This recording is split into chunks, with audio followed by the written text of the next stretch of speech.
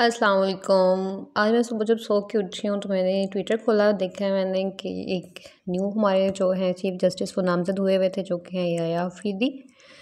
ये किस बेस पे हुए हैं? ये हुए हैं 26वीं आईनी तरमीम। हाँ जी, जिसका कुछ दिन पहले जो है अफवाहें फैली हुई थी 26वीं आईनी तरमीम के बारे में, कि उसमें बेसिकली जो तरमीम हुई है वो हुई है आर्टिकल 75A के अंदर, और जो की है पीपल पार्टी, उसके अलावा MQM नून लीग, इन्होंने की है। इसका बाइकआउट किया था सुन्नी इत्तेहाद कौंसिल और PTI के अरकान ने।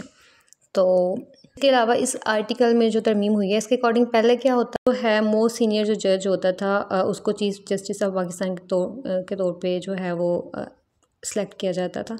लेकिन अब क्या है, इसमें तरमीम कर दी है न्यू गवर्नमेंट ने। इसका जो पार्ट नहीं बने वो PTI और सुन्नी इत्तेहाद कौंसिल के रुकन है।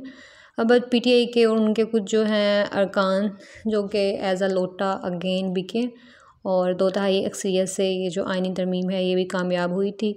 अब इस तरमीम के अकॉर्डिंग क्या होता है कि जो भी 3 सीनियर जज होते हैं, मोस्ट सीनियर 3 जजेस होंगे, उनके नाम जो हैं वो दिए जाएंगे पार्लिमानी कमेटी को। इनकी बेसिकली जो पार्लिमानी कमेटी है वो ही सिलेक्ट करे। अब अगर देखा जाए तो जो मंसूर अली शाह है, मुनीब अख्तर हैं, ये 3 मोस्ट सीनियर जजेस थे। मंसूर अली शाह, मुनीब अख्तर और जस्टिस याया अफरीदी। तो इनमें से जो मोस्ट सीनियर थे वो तो मंसूर अली शाह थे, ठीक है, और उसके बाद मुनीब अख्तर थे, और थर्ड पे जो आ रहे हैं वो थे ये याया अफरीदी। और जो मंसूर अली शाह हैं और जो मुनीब अख्तर हैं वो हाई कोर्ट के चीफ जस्टिस भी रह चुके हैं। उनका एक्सपीरियंस भी ज़्यादा है, उनको तजर्बा भी ज़्यादा है। तो बेसिकली तो होना था मंसूर अली शाह को, लेकिन चूँकि अभी आइनी तरमीम आई है, जो कि देखा जाए तो लग यही रहा है कि इसी वजह से हुई है कि अपनी मर्ज़ी से जो हुकूमत है वो अपनी मर्ज़ी का कोई चीफ जस्टिस जो है वो सेलेक्ट कर ले।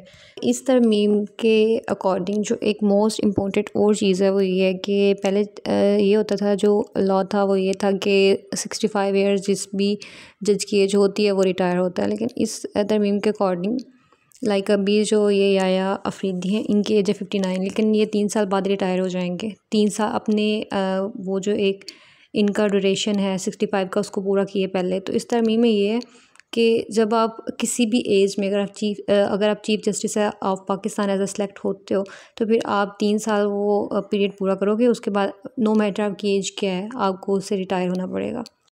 और ये जो 26वीं आइनी तरमीम है, अगर इसके ऊपर पब्लिक का र्यूमर मीम्स देखी जाएँ तो ये ऐसे ही है जैसे कि कच्चे के इलाके के तमाम डाकू जो हैं वो मिल के अपना एक SHO मुंतखब कर लें। तो बेसिकली ये पाकिस्तान की तारीख़ में फ़र्स्ट टाइम ऐसा हुआ है कि पार्लिमानी कमेटी जो है वो पाकिस्तान का चीफ जस्टिस जो है वो उसको मुंतखब कर रही है। तो सो फार चीफ जस्टिस ऑफ पाकिस्तान जो है वो नामज़द हो चुके हैं। लेट्स सी कि ये अब क्या करते हैं। Thank you for watching.